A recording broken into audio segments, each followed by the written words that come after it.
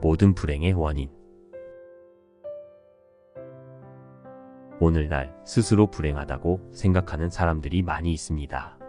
그들에게 당신은 무엇 때문에 불행합니까? 라고 물어본다면 여러 가지로 대답할 것입니다. 어떤 사람은 직장이 없어 돈을 벌지 못해 가난해져 불행하다고 말할 것이고, 어떤 사람은 공부를 많이 하지 못해 성공적인 삶을 살지 못해 불행하다고 말할 것입니다. 어떤 사람은 질병 때문에 건강하지 못해 불행하다고 말할 것입니다. 사람들이 스스로 불행하다고 말하는 원인들을 살펴보면 크게 두 가지라는 것을 발견하게 됩니다. 첫째는 개인적 불행입니다. 즉, 개인적으로 병에 걸려 불행하다든지 아니면 가난에 행복하지 못한 것입니다. 둘째는 사회적 불행입니다. 전쟁이 나는 바람에 모든 것을 잃고 비참한 가운데 겨우 목숨만 건져 살게 되었다든지, 아니면 IMF로 직장이 망하는 바람에 그 후에 먹고 사는 것이 어려워지게 되었다든지 하는 일입니다. 우리는 이런 개인적 불행과 사회적 불행을 잘 연결시켜 생각하지 못하는 경향이 많습니다. 몸에 병이 생겼을 때는 병원에 가서 진찰받고 전문의의 치료를 받아야 합니다. 그 이유는 우리 몸이지만, 병이 났을 때 어디가 아프며 어떻게 해야 아픈 것을 고칠 수 있는지 모르기 때문입니다. 이것은 병원에서 해당 분야의 전문 지식을 가진 자들만이 고칠 수 있기 때문입니다. 그러기에 몸이 아플 때는 마음대로 이것도 먹고 저것도 먹는다고 고칠 수 있는 것이 아니라 전문 의사의 정확한 진찰을 받아야 고칠 수 있습니다. 마찬가지로 인간들이 겪는 수많은 불행도 모두 원인이 있고 치료 방법이 있습니다. 성경에는 인간들이 겪는 수많은 불행이 모두 하나님과의 적대적 관계에서 온다고 말씀합니다. 특히 전쟁이라든지 지진이라든지 태풍과 같은 사회적 재난들은 하나님과의 적대 관계가 심하게 악화되었을 때, 즉 하나님 앞에서 인간들의 죄가 많이 누적되었을 때 나타나는 현상이라고 말씀하고 있습니다. 사실 인간들 중에서 어느 누구도 감히 신을 완전히 무시하거나 부정하는 사람은 많지 않습니다. 사람들은 누구나 할 것 없이 마음속으로는 신의 존재를 생각하고 신의 축복을 바라고 있습니다. 그러나 그 모든 생각이 하나도 정확한 것 없이 신의 축복을 바라고 있습니다. 모두 자기 나름대로의 인간요법에 불과합니다. 예를 들어 어떤 사람이 병에 걸렸을 때 의사의 진찰이나 치료를 받지 않고 호박을 삶아 먹는 자기 나름대로의 민간요법으로 치료하려는 것과 같습니다. 특히 그 당시 로마에는 많은 신들을 인정했고 신들을 위한 신전이나 제단이 있었습니다. 이런 자기 나름대로의 노력은 하나님과의 적대 관계를 해결하는데 전혀 도움이 되지 않고 오히려 하나님의 진노를 악화시킬 뿐입니다. 우리가 알아야 할 것은 성경은 하나님과 우리와의 관계를 진찰하고 치료하는 유일한 책이라는 사실입니다. 성경은 만일 우리가 하나님과의 적대 관계를 해결하고 제대로 은혜 받기만 하면 어떤 불행도 치료할 수 있으며 오히려 아름답고 풍성한 새로운 삶을 살게 된다고 말씀하고 있습니다. 우리는 병이라고 할 때 두 가지를 생각해야 합니다. 하나는 병의 뿌리에 해당되는 병입니다. 예를 들면 간이 부었다든지 철분이 결핍되었다든지 종양이 생겼다든지 하는 것입니다. 그러나 이런 병의 원인은 눈에 보이는 것이 아니기 때문에 잘 알 수 없습니다. 또 다른 하나는 느낄 수 있는 병의 증세입니다. 예를 들어 배가 더부룩하고 설사를 자주 한다든지 혈압이 오르고 체중이 빠지고 몸에서 열이 나는 것은 병의 증세입니다. 우리 몸에서 나타나는 병의 증세는 질병을 진단하는 아주 중요한 단서가 됩니다. 그래서 실력 있는 의사는 배가 아프다고 소화제를 주거나 진통제를 주지 않고 그 증세에서부터 시작해 병의 원인을 찾는 진단을 하는 것입니다. 마찬가지로 성경은 인간의 문제를 두 가지로 진단하고 있습니다. 하나는 인간의 모든 불행의 원인이 되는 뿌리이고 다른 하나는 겉으로 나타나는 증세입니다. 하나님의 진노가 불의로 진리를 막는 사람들의 모든 경건치 않음과 불의에 대하여 하늘로 쫓아 나타나나니. 여기에 보면 성경은 인간의 문제를 두 가지로 진단하고 있습니다. 하나는 모든 경건치 않음이고 다른 하나는 모든 불의입니다. 경건치 않다는 것은 인간이 하나님과의 관계에서 일어나는 문제입니다. 모든 불의는 사람들 사이에서 일어나는 문제입니다. 이것이 영어에서는 구분이 됩니다. 영어에서는 죄라고 표현할 때 하나님과의 관계에서 일어나는 죄는 죄라고 해서 단수로 쓰고, 사람들 사이에서 일어나는 죄는 죄들이라고 해서 복수를 사용해 표현합니다. 성경이 진단하는 것은 인간들이 이 세상에서 자기 스스로 혹은 다른 사람들과의 관계에서 느끼는 불행은 몸으로 나타나는 증세이고, 실제로 불행의 뿌리는 하나님과의 잘못된 관계에서 비롯된다고 말씀하고 있습니다. 그것이 경건치 않음입니다. 사람들이 이 세상에서 보고 또 경험하는 모든 불의는 바로 하나님과의 관계가 잘못된 결과로 나타나게 됩니다. 오늘 사람들이 사회를 개혁하려거나 세상을 보다 살기 좋은 곳으로 만들려는 노력은 바로 죄의 뿌리는 그냥 두고 겉으로 나타나는 증세만 치료하려는 것과 같습니다. 예를 들어 몸에 악창이 나서 고름이 계속 흐를 때 거기에 아무리 약을 바르고 붕대를 감아도 악창은 잘 치료되지 않습니다. 악창을 고치려면 어느 날 하루 날을 잡아 수술할 때 완전히 치료가 될 것입니다. 사람들이 예수님의 가르침에서 이해하지 못했던 부분도 바로 이 부분이었습니다. 왜 예수님은 인간 사회의 산적한 문제들을 이해하지 아니하시고 눈에 보이지 않는 죄 문제와 하나님과의 관계에 몰두하셨느냐 하는 것입니다. 예수님은 이것이 치료되지 않으면 인간의 불행은 근본적으로 해결되지 않는다는 것을 아셨기 때문입니다.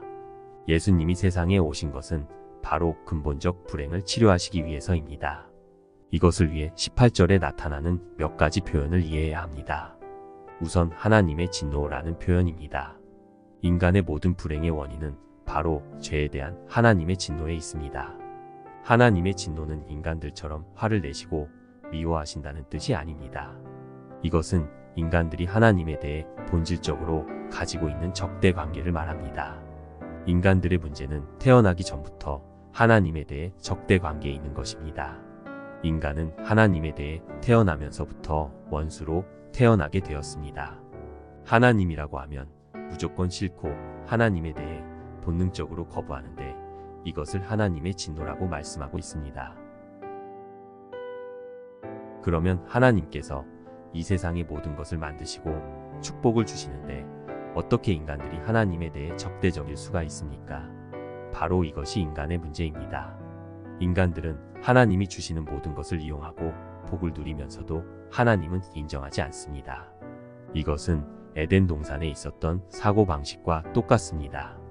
에덴 동산에서 아담과 하와가 하려고 했던 것은 하나님의 동산을 빼앗아 자기의 것으로 만드는 것이었습니다. 마찬가지로 인간들은 하나님이 만드신 아름다운 세상에서 하나님을 몰아내므로 인간 세상으로 만들어 버렸습니다. 실제로 하나님의 도움 없이는 도무지 살 수 없으면서도 하나님을 인정하지 않고 여전히 적대 관계에서 살아가고 있습니다. 하나님에 대한 인간의 태도는 어떻습니까? 불의로 진리를 막는다고 했습니다. 하나님의 존재를 인정하지 않는다는 뜻입니다.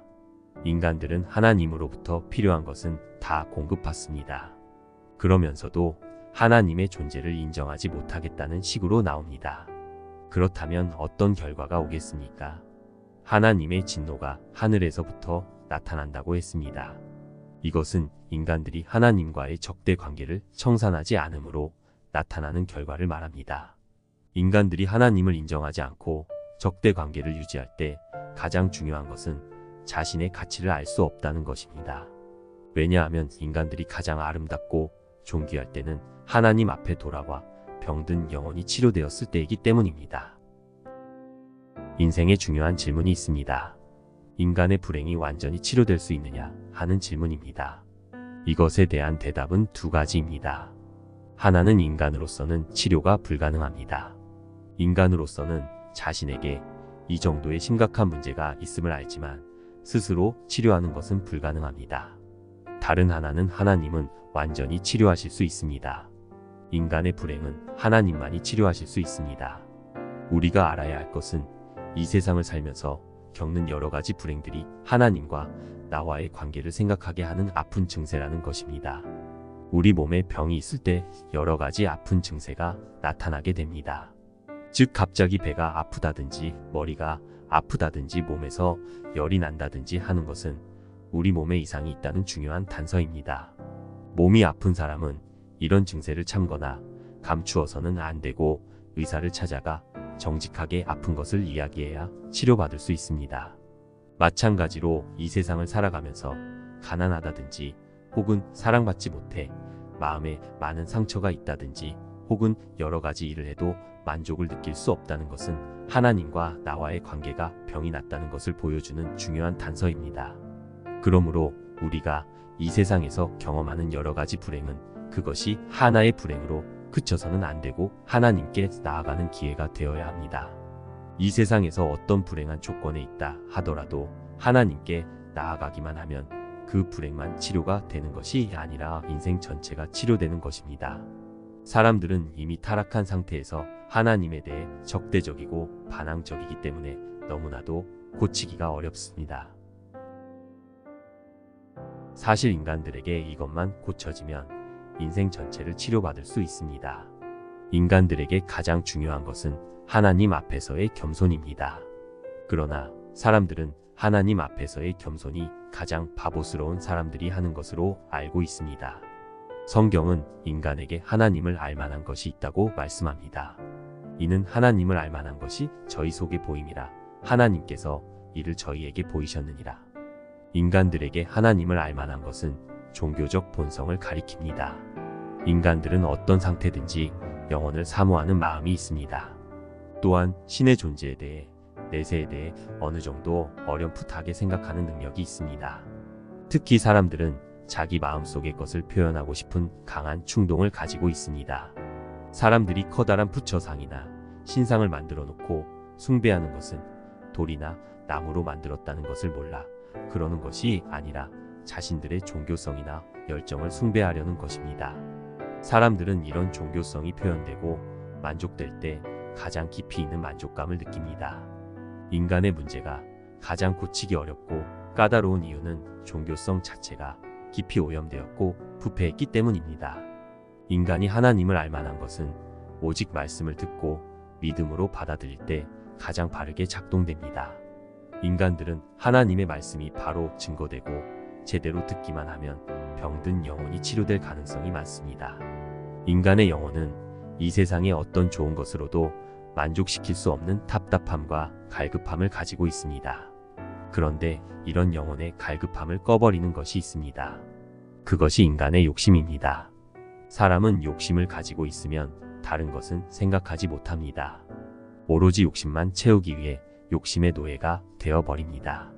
그리하여 하나님 앞에 나아가 치료받을 기회를 스스로 포기해버리는 것입니다. 우리가 이 세상의 인간으로 산다는 것은 너무나도 고귀한 일입니다. 그러나 그냥 인간으로 사는 것만으로는 부족하고 교만을 치료받기 위해 살아야 합니다. 그러기에 하나님 앞에서 부족한 것을 발견하고 인정하는 사람은 이 세상에서 후회함이 없는 가장 복되고 고상한 삶을 살 것이고, 하나님 찾는 것을 포기하는 사람은 헛된 신기루와 같은 욕심만 지고 교만하게 살다가 결국 망할 것입니다. 우리가 이 세상에 사는 것은 많은 행복을 붙들기 위함이 아니라 하나님을 찾기 위함입니다. 인간이 가장 아름답고 가치 있을 때는 하나님의 영광을 위해 살 때입니다. 인간들은 하나님 앞에 돌아올 때 소중한 자신을 찾을 수 있으며 인생을 가치 있게 살 능력을 얻게 됩니다. 오늘도 하나님 앞에서 우리의 아름다운 모습이 살아나기를 바라며 교만을 치료받고 불행을 치료받아 가장 아름다운 삶이 이루어지기를 소망합니다.